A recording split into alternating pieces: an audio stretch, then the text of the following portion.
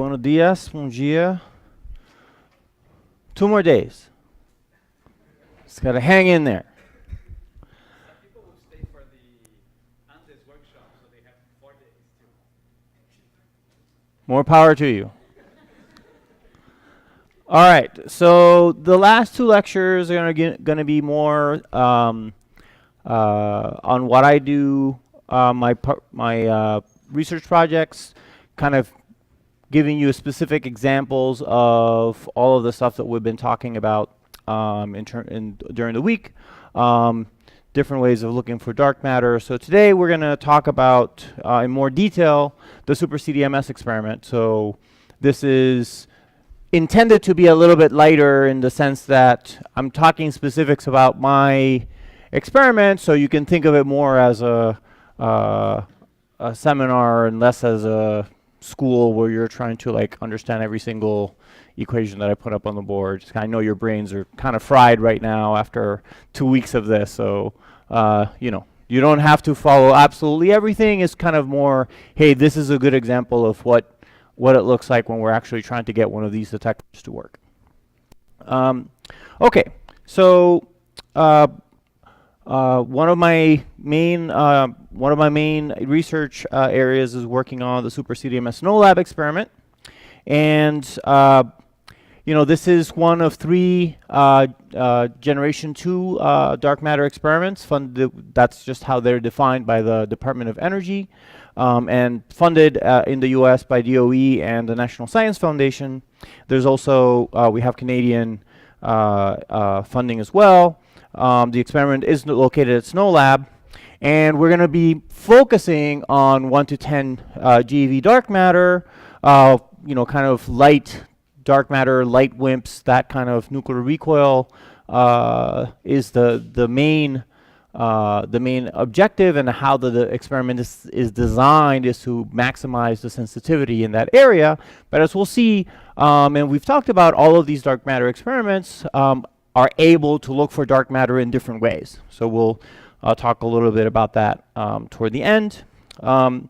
We have a robust calibration and detector characterization program that I'm part of the leadership of. So I'll talk a couple of slides on that, and then we're going to start taking data soon, and we'll start getting results hopefully by the end of the year of next year from this early operations that we're going to start doing soon.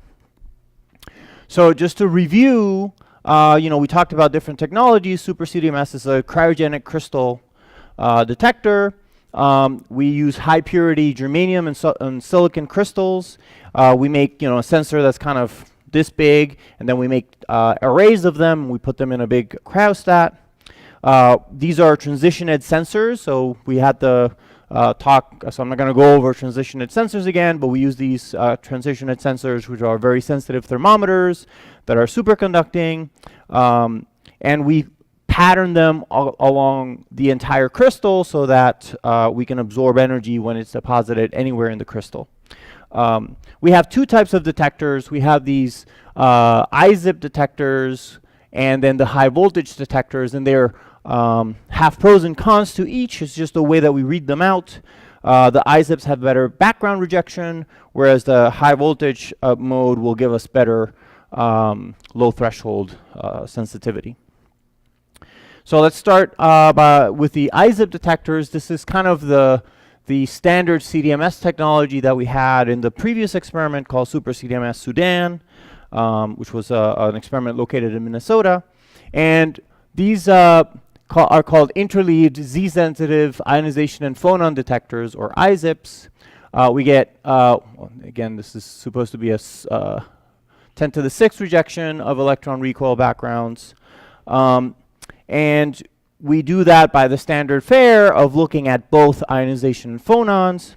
And so we can reject the bulk electrons.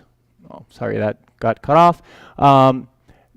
Because they produce more signal in the ionization than neutrons. So here's a plot that shows you the ionization versus the ionization yield. So we're measuring how much charge we get, and we're subtracting two sides to kind of center on the neutrons. And what you can see is that when you look at the ionization yield, or how much charge we get for a particular recoil, all of the electron recoils fall up here. And then the neutrons can be very easily distinguished from the electrons. Now, as we've talked about, the surfaces are always a problem, because in the surfaces, weird things happen and the charge collection isn't complete. So when you have a surface event, you can get an event that, even though it's an electron recoil, these red guys are all surface events. Even though it's an electron recoil, it doesn't get as much charge collection, so the yield, which is a ratio of charge to heat, goes down. So you can get all of these events down here that have very poor charge collection, even though we know they are electron recoils because we're using, this is a calibration source. But we have this other metric, which is the ionization on each of the two sides of the detector, which I'm going to explain in a second. So this is a map of the electric field near the bottom of the detector. So the detectors have two sides, and we pattern electrodes on both sides.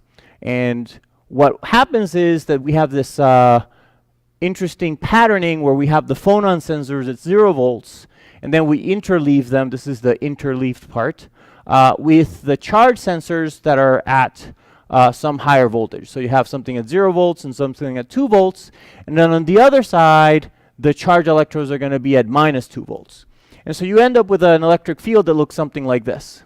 And so what happens is, when you get a bulk event, the charge moves along the field lines that are red. And so the holes go up and get collected on the top surface, and the electrons go down and get collected on this bottom surface electrode. But if you get a surface event, something that happens very close to the surface, because we have this 0 volt region here, the field lines are actually going between the 2 volts and the ground, near the surface. Does that make sense? So these lines that are coming there are going to the -2 volts that are way up there on the other side of the detector. But close by, there's a 0 volt region, so some of the field lines, instead of going up, go sideways into this 0 volt region. So if you get a surface event, the charge is going to follow the field lines, and the electrons are going to go here, but the holes are going to go toward this phonon sensor.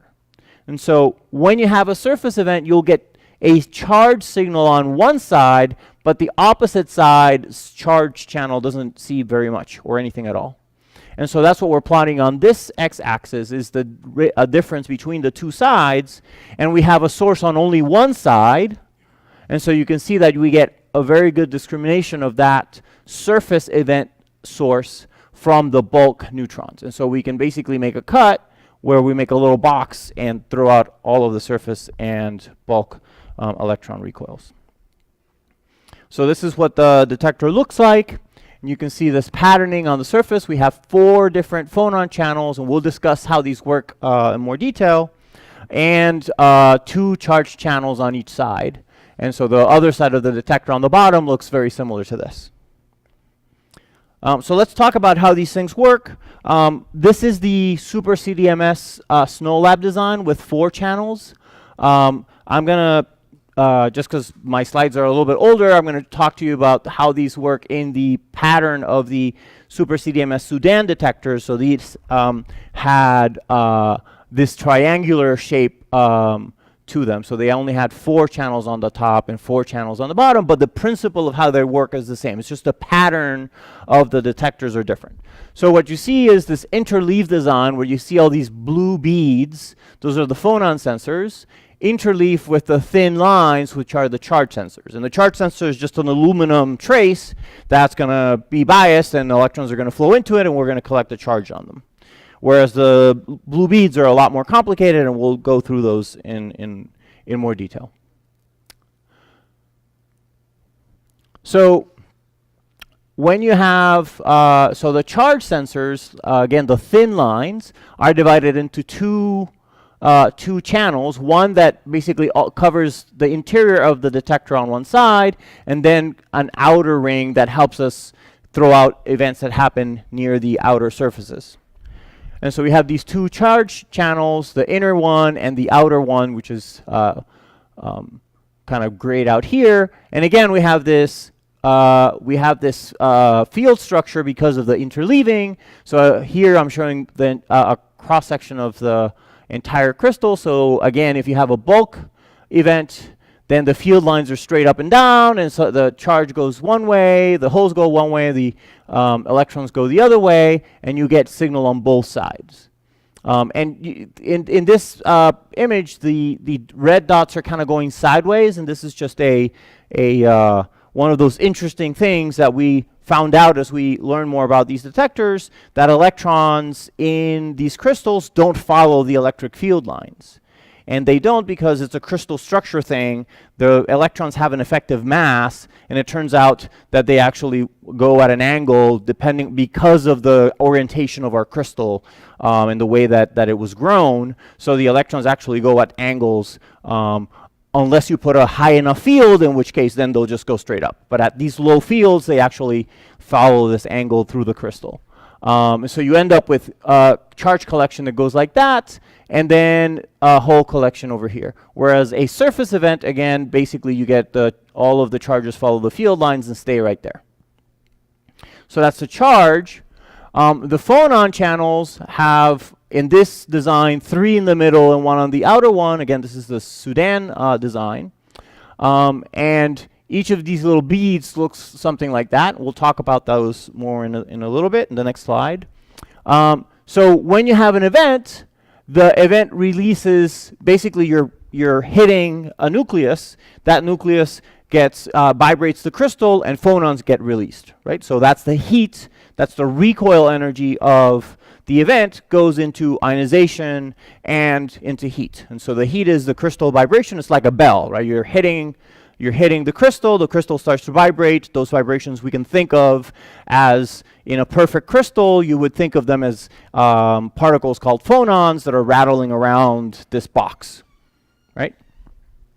And so these prompt phonons are created by the actual vibration of the crystal, you can think about them emanating from the interaction site.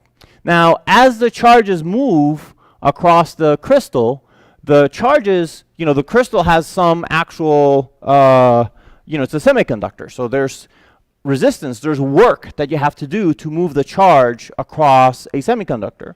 And you're moving a charge across some voltage, and in order to do that, that work has to go somewhere, and that work goes into other phonons. So you can think of it as the electrons hitting stuff as they move, and they release phonons as they move through the crystal. And so those are called Luke phonons. And so we have a secondary set of phonons that are created by just the path of the charge through the crystal, and that also gives us a signal. In this case, because the voltage is pretty low, the Luke phonon signal is very small. So what we measure is mostly this prompt phonon signal. Okay, so how do we collect these phonons? So let's look at one of these little beads in more detail.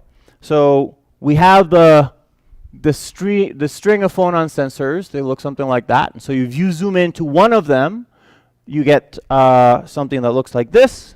So these, here we go. So these little gray collectors are aluminum. And so these are all aluminum films.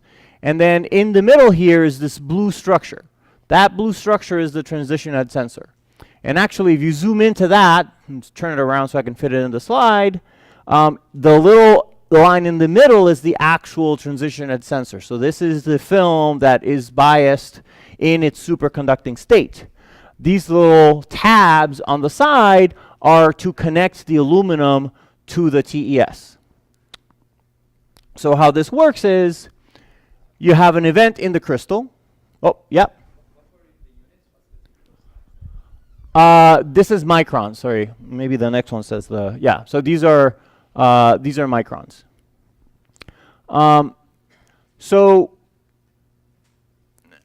If you have an event in the crystal, phonons are generated and bounce around, right? They don't necessarily, the area covered by these beads is pretty small, right? So they're going to bounce around, and every time they bounce, they have a certain probability of hitting one of these beads. And in the beads, the biggest area is this aluminum. So what most likely will happen is that the phonons are bouncing around, and they'll hit the aluminum somewhere, and some of those phonons are going to get absorbed in the aluminum film. Now, aluminum at 100 or 40 millikelvin, where we're operating these detectors, is superconducting, right? Aluminum goes superconducting at about 1.5 Kelvin. So if you think of this aluminum film as a superconductor, it has a whole bunch of Cooper pairs. So when the phonons come in and hit the aluminum, you can think of these athermal phonons, and these are athermal because these phonons are bouncing around. They're much hotter than the thermal energy of the crystal, right? The crystal is at 40 millikelvin. These are a much higher energy where they're ballistic, and they're just, the frequency of the phonons is higher. They're just kind of bouncing around this box. So one of these phonons comes in and gets absorbed in the aluminum. That energy can then go into breaking Cooper pairs. These are, milli-eV gap. And so you break these Cooper pairs, and you have these broken Cooper pairs that we think of as quasiparticles. So now you generate a whole bunch of quasiparticles here. Well, those quasiparticles start to diffuse on the superconductor. And they diffuse along the entire superconductor. When they get to this tab, they come near the TES. Now, the TES, as we said, is a superconductor biased in its superconducting transition. And I don't know how many of you are, have taken solid state physics, but if you have a superconductor, there's this gap, right? That's for the Cooper pairs. Now, if you're in the middle of a superconductor's transition, what's the gap? In the middle of a transition.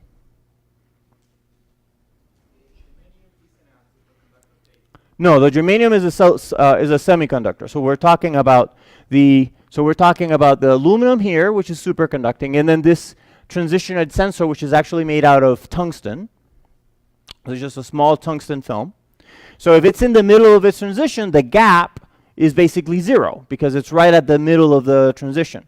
And so from an energy point of view, the quasiparticle will see a big, the aluminum gap here, and it has been given energy, so it's above the gap, and it's diffusing. When it gets to this area where the tab is, it sees a drop in the gap energy all the way down to almost 0, where the film is in the transition. And so they fall down, releasing energy, and then get trapped in the TES, and they basically then thermalize here, heating up the film, the little tungsten film. So this is all a very complicated way of steering or funneling the energy from these phonons that are bouncing around in the crystal to these very thin little tungsten films that are in the transition. If we didn't use this aluminum, we would just never see the signal. So these are, you can imagine these are as a catcher's mitt, they're a glove, right? Like you're trying to just increase the area that you have for collection of phonons. And you can see that the ratio of the area of this aluminum to that little blue line is huge, right? So you increase your collection by a ton using this technique, and so you basically funnel all of the energy to the TES. When those quasiparticles thermalize, then again you get the TES gets heated up, so the resistance goes up, and then it cools back down as the energy gets all absorbed, and you get a pulse that you see. Okay, so this is, when we talked about microcalorimeters, we talked about kind of a simple absorber with a thermometer. This is a much more complicated process, but at the end of the day, the complication is that we're just trying to funnel the energy from the entire crystal and funnel it into these small thermometers. Okay, so that's how we get the energy into the phonon sensors. Now, the high voltage detectors operate in the same way that we have phonon sensors on both sides. The patterning is different. In the high voltage detectors, we do not use charge channels. So we only have phonon sensors on the top and bottom. And that just allows us to put more phonon sensors so we have a larger percentage coverage so we can absorb more of the energy. So when you have a neutron or a particle and it comes in, maybe a dark matter particle, and hits your crystal, again, you have these prompt phonons that are just the recoil and the vibration, and you have the charge that gets created. And if you have an electric field, as we said, it's going to drift. They're going to drift up and down. Now, if I make this voltage high, as we said, the electrons are going to go in a straight line because now I have enough energy that they can ignore the crystal structure and they just plow right through the sensor, and they release more Luke phonons because I have a higher voltage. So the total phonon energy that I get is this blue recoil energy plus this energy from the Luke phonons. And again, the energy is just E times V, right? It's an EV, right? That's the units of energy, EV. So it's just the electron charge times the voltage that you're putting across the crystal times the number of electron hole pairs that you make. So the total energy that you create on this Luke signal is just the total number of charged particles you make times EV, where this V is the delta V across your crystal. So you can see that there's this really nice little knob that I have right here. So if I make that big, this totally can overwhelm this recoil energy. And by increasing this delta V, I basically turn the phonon sensors into a measurement of how much charge is produced because I'm actually just measuring how many of these we made. And so I have phonon-based charge amplification. And this is called the Luke-Neganov effect, okay? And so when you have these high voltage detectors, you can look at what happens when you have, nuclear recoils and electron recoils. Let's say that in the electron recoils you have these lines and you have your threshold. Now you increase the voltage. When you increase the voltage, the electron signal is going to give you more energy because you've increased your voltage. And you end up with something that looks like this, where your electron recoils have been stretched out, and that effectively, because you're giving them more energy, all of these lines kind of get stretched out. The nuclear recoils get stretched out as well, but they get stretched out less because you generate less electron hole pairs with a nuclear recoil than you do with an electron recoil. So they both kind of get more energy, but they get more energy with different scale factors because of this difference in the production of charge between an electron recoil and a nuclear recoil. And what that does is it effectively stretches out the electron recoils more, so you effectively lower your background per phonon energy bin because you're stretching your electron background over a larger energy distance. Now the downside to this is that we no longer have nuclear discrimination because all we're really doing is measuring the the number of electron recoils, and so that's a disadvantage. And we also then need to know the mapping of the signal to what the actual nuclear recoil is, or the energy scale, the nuclear recoil energy scale, very well. So in SuperCDMS we use both germanium and silicon and both IZIPs and high voltage detectors. So this is our initial contingent of detectors. So we have high voltage detectors and IZIPs, and we have germanium and silicon. We're building 4 towers. The first one is just going to be a germanium IZIP tower. These are the same technology that we used in SuperCDMS Sudan, but with improved design and larger detectors. Then the second tower is going to be a tower of high voltage detectors with 4 germanium and 2 silicon. And we're going to, what we learned from this, we're going to try to apply it to the second set of towers, where we're going to build another high voltage and another IZIP tower. Okay, so that's kind of the payload that we're going to start with for this experiment.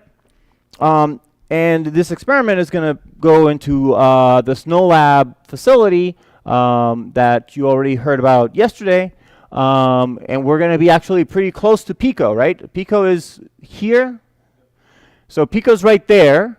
And SuperCDMS Snow Lab is going to be right here. So we're going to be good buddies down at the Snow Lab site.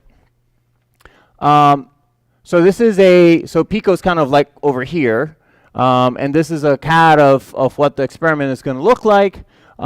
Here's the SuperCDMS experiment. This is a clean room. This is a radon cleaning and other, assorted kind of side mechanicals that we need. And over here we have Qt, which is a calibration facility that we're making, being led by Canada. This is a cross-section of the experiment. So the experiment, I showed you the slide before, has this copper nested cans called the Snowbox, and then it's put into this bunch of shielding that's helping to get the background down. We need to cool this to 40 millikelvin, so we have a dilution refrigerator that has these copper connections to cool the Snowbox down. We need to read it out, so we have another connection called the E-stem, or the electronics stem, that comes out into this tank that has some cooling to cool the outer parts of the shield. So the dilution refrigerator just cools the inner coldest parts, and then these outer parts that are at higher, 4K kind of temperatures and liquid nitrogen kind of temperatures are cooled by these cryocoolers, and the middle things go out. The middle lines go out to the electronic section over there. Okay, so the Snowbox looks something like this. So we've actually made this as a facility for future experiments. So we've made it with a whole bunch of slots for towers, so we can put around 32 towers in this configuration. And for the initial payload, we're still thinking about whether we're going to put it in the middle or on the side. We're probably going to go on the side, just because that hides them from the neutron flux, that the residual neutron flux that can get through the stems. So we're still debating that, but that's probably where we're going to go. And basically, each of these towers will go in here, and there's a very complicated, cryogenic system, because this is at 40 millikelvin. So there are different stages here that are different temperatures, the base temperature of the fridge. Then you have something at about 150 millikelvin, and 1 Kelvin, and 4 Kelvin, and so on. And we have to make electrical connections through all of that. So the actual engineering of this is a very complicated system. This is kind of what it looks like when you're putting it together. The Snowbox is here, and then we put it inside of all of this polyethylene and lead shielding. This is kind of how it looks like when you're almost done with all of the inner shield, and then we have water tanks that go for the outside, for the outer neutron shield. Now, this is a picture of the high voltage detector. You can see that you can't see that pattern anymore, because the high voltage detector doesn't have charge channels, so we just pattern the entire thing with phonon sensors to be able to collect more, and they're divided into a couple of channels, but you can't see it that easily just because we're saturating the whole surface with phonon detectors. So these detectors get packaged into what's called a tower. A tower holds 6 detectors, and then has all of these stages that connect to the refrigerator with electronics to read them out. Okay, so that's kind of what the experiment looks like, the mechanics of it. We're going to have, again, 4 of these towers, each of them with 6 detectors. So let's look at what the backgrounds that we predict look like. So this is a plot that shows the different types of backgrounds that we have. So electron recoils, surface events from betas, surface events from radon daughters, the lead 206 events, neutrons, and in this case we are treating the solar neutrinos coming from interacting with our detector through coherent neutrino nucleus scattering, which, as we talked about yesterday, is the highest cross section, right? So that's the thing that we have a chance to see. We're treating that as a background as well, although, you know, in some sense, measuring that is also a physics measurement on its own. But for a dark matter search, we're treating that as a background. And then germanium has these activation lines from isotopes that give you these gamma lines that you have to deal with. And the units here are events per kilogram year per keV of nuclear recoil. So this is scaled to the nuclear recoil energy scale of the detectors. And our threshold is at about 270 EV of nuclear recoil energy.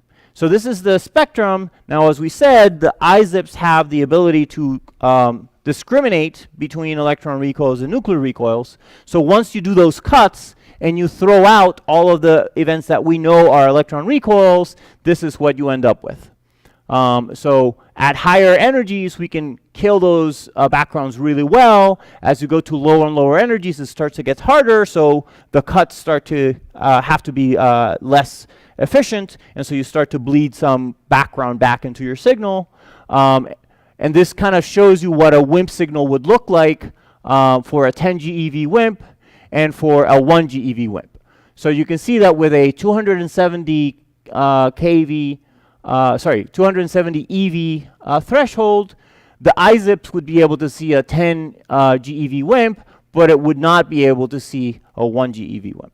So if we want to go to low masses, the IZIPs are great from a background measurement perspective. Because we can do these cuts, we can measure the background, and they're great from a higher mass search perspective, but for the low threshold, low mass search, the IZIPs can't see the dark matter signal. Now they can see the backgrounds, and so that's going to be a really interesting part of our analysis, is that we're going to measure the background really well with the IZIPs. And they're going to be made in the same way and put in the same place, so we're going to be able to measure the background with these guys while we then look at the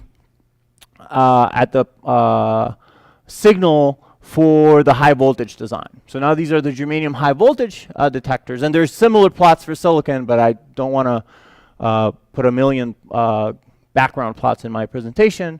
So again, this is the background, and it's very similar to the background from on the IZIPs. Now, the differences are because this come about because this is stretched. Because of this high voltage, the electron recoils are stretched, so it looks a little bit different. And here's the recoil energy in nuclear recoil scale. And so when you look at the signal, the threshold for these detectors is going to be much, much lower at 40 EV. And so at 40 EV, you can still see a 1 GeV WIMP signal coming through. So depending, of course, on the cross-section, this will move up and down. And that's how we get to have reach for these low mass. But you can see it's pretty hard, right? You really need to lower that threshold in order to see a 1 GeV WIMP. I mean, it's a very tough energy scale to work in. So when you put all that together, this is the sensitivity of the expected sensitivity of the experiment. So you can see that at the low masses, the high voltage detectors are going to have the most reach, while the IZIPs will have some reach. The silicon ones will have a good reach down to about 1 GeV. The germanium, as we talked about, with a 240 nuclear recoil threshold, won't be able to get down to 1, but it still gives us sensitivity in this region that hasn't been explored. And as we said, these two IZIP detectors will measure the background really well, which will help us in understanding what the background is for these guys. Now, these limits are sensitivity expectations made with no background subtraction. We're basically saying if we get the backgrounds that we designed for, and we make an analysis assuming that every event we see is a potential WIMP, what is the lowest cross-section that we can rule out giving all of those events? And that's what these curves are. So this is a conservative estimate of our final sensitivity because we have done no background subtraction here. Now, with the measurements of the background that we will do with the IZIPs, we could then do a profile likelihood analysis where we say, okay, now we understand our background. We can compare with the signals on the IZIP to the signals on the high voltage detectors. We have all these lines to cross-calibrate. We can make a Monte Carlo model that has all of the backgrounds modeled in it, and we can say, okay, well, we understand these backgrounds really well. These are thorium, uranium thorium chains. We can put those in GEONT, and then we can do a profile likelihood analysis where we subtract those backgrounds. And when you do that, you expect these sensitivity curves to go down by, something close to an order of magnitude. And so we don't show what those expectations are yet because we haven't done that and proven that, but the expectation is that we'll be able to improve on these sensitivity curves by certainly a factor of 5 and maybe an order of magnitude. Okay, so these detectors are measuring the electron signal, but we're trying to do a nuclear recoil measurement, right? We're trying to measure the nuclear recoil due to a WIMP. So knowing that conversion between what electron signal you get and what the nuclear recoil energy deposited was is extremely important. And that's one of the things that I'm personally working a lot on in the collaboration. So we're doing 2 different types of measurements. One is a measurement that we're going to do at a facility called Tunnel, which is in Virginia. And this is a facility that has a neutron beam that's pulsed. It's actually a proton beam that hits a lithium target and spits out neutrons, but it's monoenergetic neutrons, which are pulsed, and you can kind of trigger on them. So you get a very good background subtraction, and what we're going to, and also the neutron energy can be very low, down to about 40 keV. And so what we're doing is basically taking a collimated monoenergetic neutron, whacking it into our detector. The neutron scatters at some angle, and then we're measuring the neutron with a backing detector array.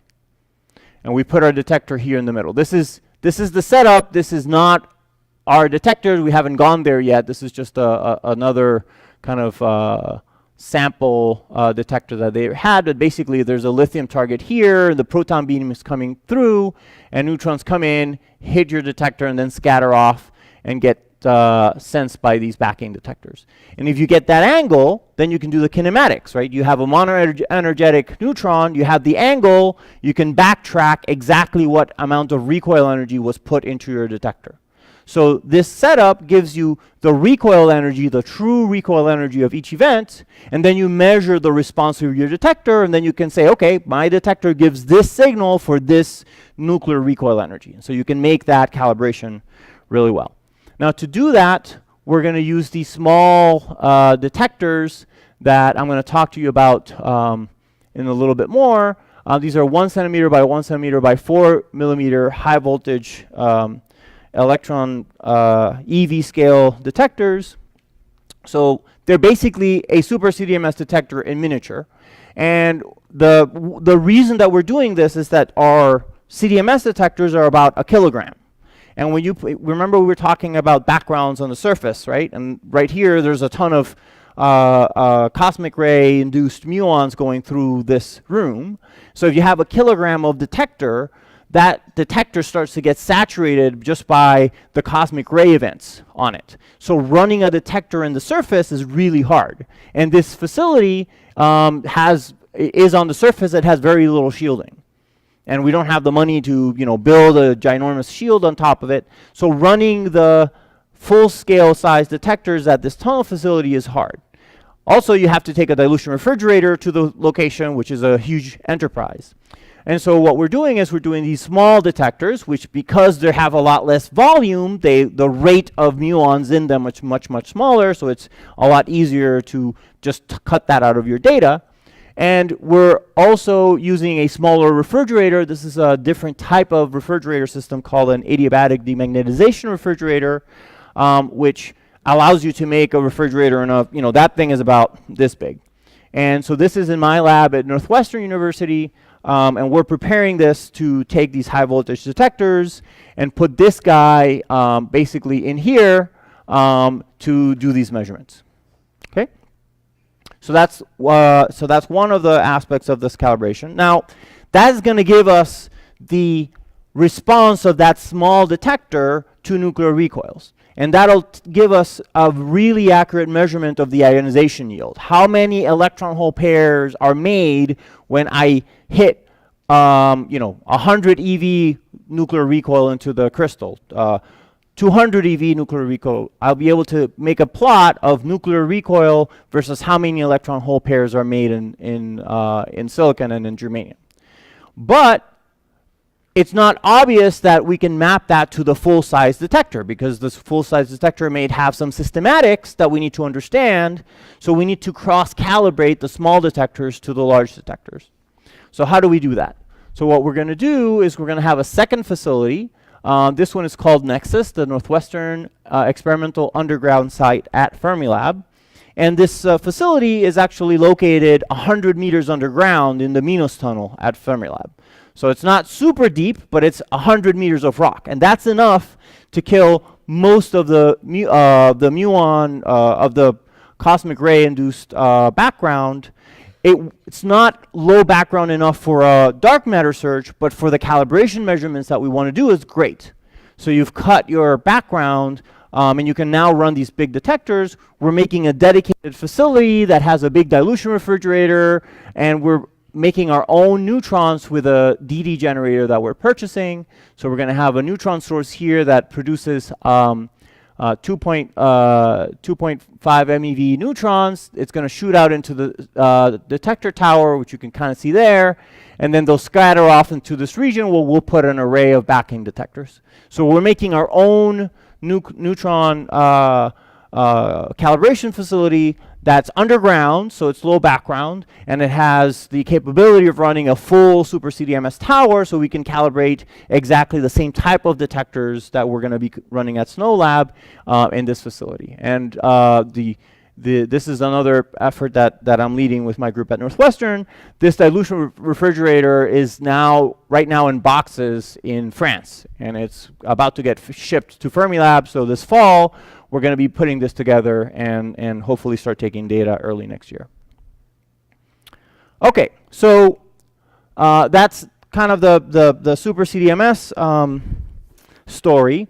Now, as we talked about, you have these detectors, and you can say, okay, well, what else can we do with them? And one of the things that people are getting very interested in is looking for dark matter that recoils off electrons instead of neutrons. And as we talked about at the beginning of the week, because the mass of the electrons is much smaller, you are going to now be able to impart a lot more energy into those, and that signal is easier to see, so you can get down to this MeV scale for dark matter. So how do we look for dark matter with the electron recoils? Well, pretty much you get it for free, because all of these dark matter experiments are going to see electron recoils, right? And when you're doing a nuclear recoil search, you throw those events out. But if you're looking for electron recoils, well, your signal is right there. So every single one of these experiments is going to be able to say something about dark matter with electron recoils. Of course, the better you can resolve the number of electron recoils you get, the better a limit you can do. So there's here some examples of kind of a generic germanium or silicon experiment that has different amounts of resolution. So this is the red line here is an experiment that has a resolution of 10 electron hole pairs, and these are actual limits taken from the xenon experiment, the xenon 10 experiment, where again they looked at their S1 signal, at the amount of electrons that got electron hole pairs that got produced, actually this S2 signal, and they can just say, okay, looking at that, how many electrons we got, we can make a limit on this plot, where now this y-axis is the cross-section of dark matter to electrons, and the mass is now much lower, is in the MeV scale. And the plots have to think about what the Lagrangian that you're using are, so you have all of these different coupling models that just depend on how the the dark matter actually interacts. So you'll need different plots depending on what assumption you make. But basically, you can see that with a 1 kilogram year, so this is not a ton scale experiment. This is 1 kilogram year. A kilogram is the mass of one of our detectors. So if we can make one of our high voltage detectors have 10 or 5 electron hole pair resolution, we can get a limit with just one of our detectors that's already bigger than this than the current existing limits, right? And we're going to have 2 towers of these high voltage detectors. So that's kind of a generic for any experiment. These are the type of limits that you can do. So we've actually started doing this with these small detectors. So these small detectors are not only useful for calibration. It turns out that these small guys can attain single electron hole pair resolution. So if you put a high voltage across them, you can get a lot of the energy, and you can actually distinguish individual electron hole pairs being made. So this is an experiment that was, this detector was developed at Stanford and Berkeley with our CDMS collaborators. And you're going to see plots very similar to this by Juan, who just came in, when he shows you the results from the CCD experiment. So these are both technologies that are getting to this level now. So in this experiment, we have a fiber, and we're shining photons into the detector from the back. Here's the small HV EV detector. And we basically shine photons and trigger on them and see the response. And we vary the voltage to see what we get. And so so this is the amount of laser pulse width, so how much energy, how many photons you're putting in. And this is the number, the peak separation, so how much energy you see. And you can see that you can get a pretty linear response. Now, what you start seeing is that as you increase the voltage from 0 volts to 30 volts to 50 volts to 150 volts across the little detector, you see that you start to see these peaks. And when you look at the green signal, you start to see this kind of bunch of little peaks here like this. Now, after we took that data, we added more infrared filtering, and once we did that, this data turned into this. So with IR filtering, we were able to improve the intrinsic resolution, and once we cleaned the data, you can clearly see that we're looking at individual peaks that correspond to no photons, one electron hole pair, no electron hole pairs, one electron hole pair, 2, 3, 4, etc.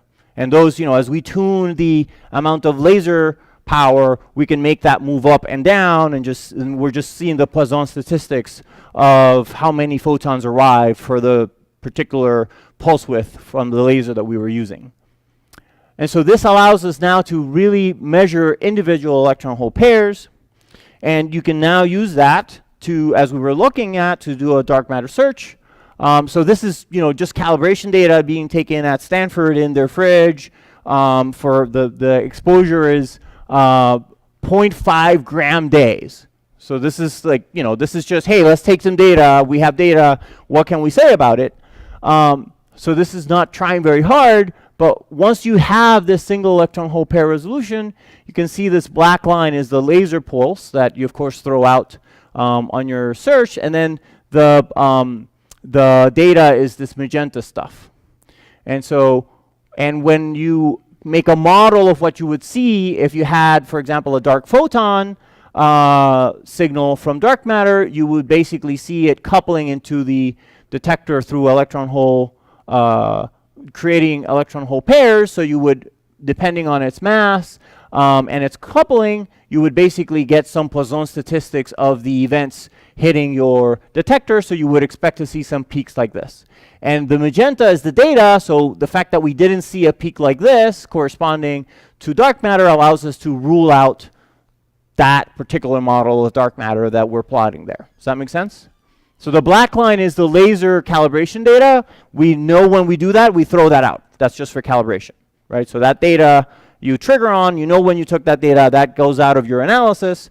What you're left with is the magenta. And there's this orange line that's a first pass at a Monte Carlo of what we should see. So it's not perfect, but it has some of the features. And so you compare the magenta to what you would expect if you were seeing this particular model of dark matter, and because you don't see this peak here, you can basically rule out this particular model of dark matter. And then of course that implies a particular coupling, so then you turn the coupling down and you say, okay, when would we not be able to rule it out? And that gives you a limit on how strong that coupling could be. So it's the same strategy. And when you do that, you get these results. So this is, again, MEV, dark matter, and this is the cross-section to the electron, and this is the result from that data. So with that data, we are already doing close to the xenon result and are doing better at this lower mass scale. So this is super exciting because, again, this is a data set that we took in the lab. We can do a lot better than this. So this bodes really well for the ability of SuperCDMS in the future with our bigger detectors. If we get close to this resolution, and of course we have to work up to that, we'll be able to make very good limits. And these small detectors were going to continue to run. So we talked about Nexus being a lower background facility. So this data was just taken on a surface lab with absolutely no shielding at all. So our plan is to take these small detectors and run them at Nexus, which has a low background enough that we can already do an order of magnitude improvement in this limit fairly easily. So this is a comparison of different results. So you have the Sensei results that are also kind of a prototype measurement that I'm sure you'll see. These are the results from our detector, and then these are two liquid noble results, one from dark side and from Xenon 10. So I think you can see both Sensei and this CDMS HVEV are both prototypes. So this is not like the best we can do, but you can see that both of these technologies being able to resolve individual electron hole pairs. So this is the data from Xenon. I believe this is the data from Sensei, and this is the data from our detector. Allows us to start plowing into this lower mass range, and as we see the exposures here are very small. As we increase these exposures, both Sensei and CDMS will be able to move down. And so we're going to expect to have these silicon technologies that have this single electron hole pair resolution are going to really dominate this region of parameter space for a while. There are other competing technologies, of course, and as always, this is good because you want to have different targets and different materials looking into all of these regions, right? So all of the detectors like Lux, LZ, and Xenon, and there are specific other detectors that are being made for this are going to use different targets and are going to look for these signals, so we'll be able to compare. If we actually start seeing excesses that might be dark matter, then comparing all of the results from these different experiments is always going to be very important. Okay, so this is sort of a plot of where things may end. Again, these are all projections. So these are the Xenon results again for comparison. So you can see that there's lots of orders of magnitude of parameter space, and then here's some predictions of what dark matter would be if you actually had it be all of the dark matter through a freeze-in mechanism. That's a model-dependent prediction, but you can see that these experiments will definitely be able to probe those regions, and so if dark matter ends up being one of these lighter dark matter signals, this is a very good way to search for it. Okay, so You know, there's a, I don't know if you've seen this on TV, or they say, but wait, there's more. At the end of the, when you're going to buy something, and then they say, with the, you know, you're going to get 3 more of these other things. So, so with the purchase of a WIMP dark matter experiment, you get, at no extra charge, searches for a whole bunch of other stuff, right? Because you have this data, and now you can take a grad student and say, hey, go apply this model to this data and search for this particular model of dark matter, which might not be the main design for the experiment, but you have the data and you're able to put limits on it. So there's a lot of different types of dark matter that you can look for with all of these experiments. And so I think this is part of the richness of the field, is that as we go forward and these experiments start getting data, different models will be analyzed. As I showed you earlier, there was a result from the Lux experiment from their data, which was getting a result at lower mass regions using their electron recoils from Lux, which at the beginning was not something they necessarily were planning to do. But you know, as people think about it and more ideas come out, you get more and more ways of using the data to look for dark matter in different ways. So I think this is going to be, you know, a very exciting field as all of these experiments move forward into a second generation set of data sets in the next couple of years. And I think there'll be plenty of theses coming out for all of you guys that want to work on this field. These data sets are very rich, and so there'll be a lot of analysis to do to look for dark matter and hopefully actually find a signal. All right, so I think I'll stop here today.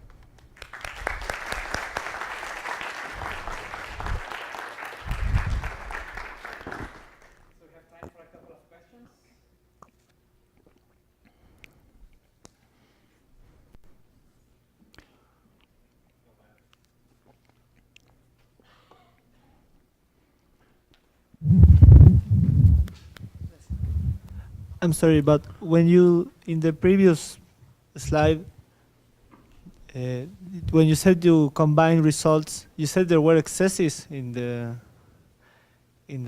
other. I thought I heard excesses.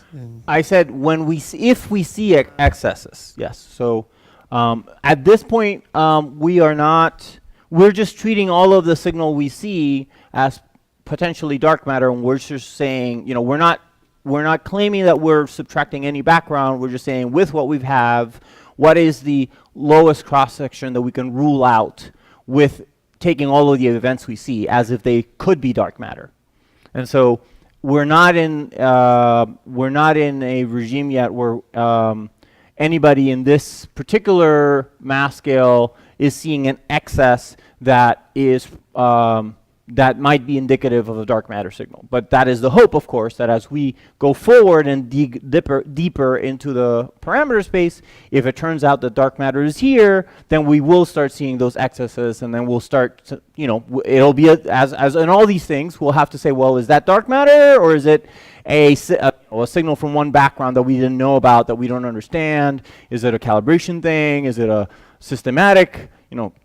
And this is where having a rich community where different technologies and different experiments are looking in the same parameter space helps, because then you can compare those different techniques, different, you know, completely different detector designs, and if they all start seeing an excess that in the same place, then you start getting excited.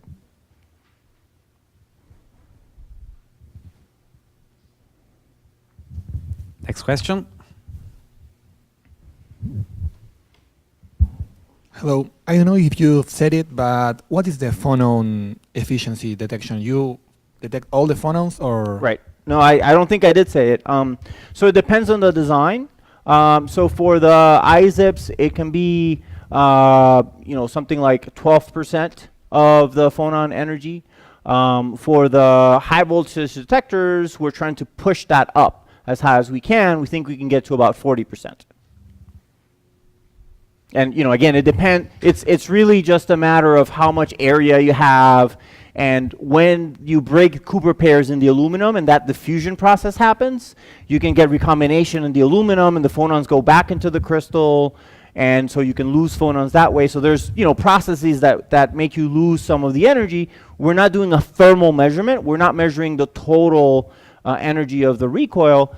There are other groups that do that. So for example, Crest and Edelweiss both are measuring the thermal signal instead of the athermal signal. So they are actually measuring very close to 100% of the phonon energy that gets deposited. And there are pros and cons to both techniques. The athermal phonons give you some amount of position information because you're seeing these ballistic phonons and they hit some areas first, so you can have different sensors and actually localize the event. Whereas with a thermal measurement, by definition, you want to measure the energy of the entire crystal, so it's a lot harder to try to do position information with that measurement.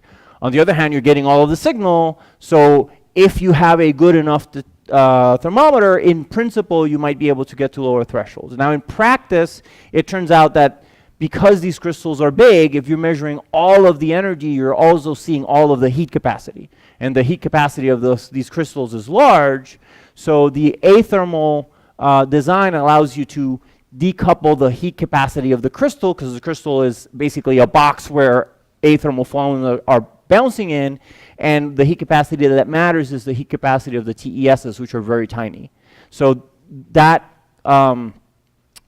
much lower heat capacity compensates for the fact that you're not seeing all of the phonon signal. And so you actually end up in at least, I would say I would say people in the community would debate which one has a lower theoretical threshold, but they certainly are very comparable. They're certainly in the same order of magnitude. And it's more of a technique and design thing as to how low a threshold you can get with each of these techniques. So let's get one more question while we set up for the next speaker.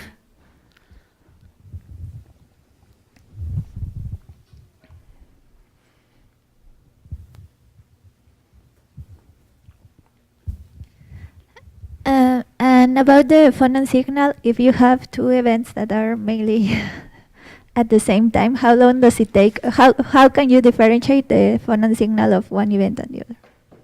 Right. So this is what we would call pileup, and so here's the so the detector has these generates these pulses from the events.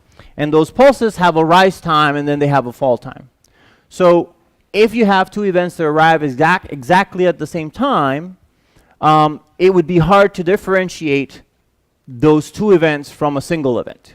Now, because athermal phonons give us some position information, if they happen in two different places, we might be able to tell the difference between that and a single event at one location. So by using position information, you can differentiate that.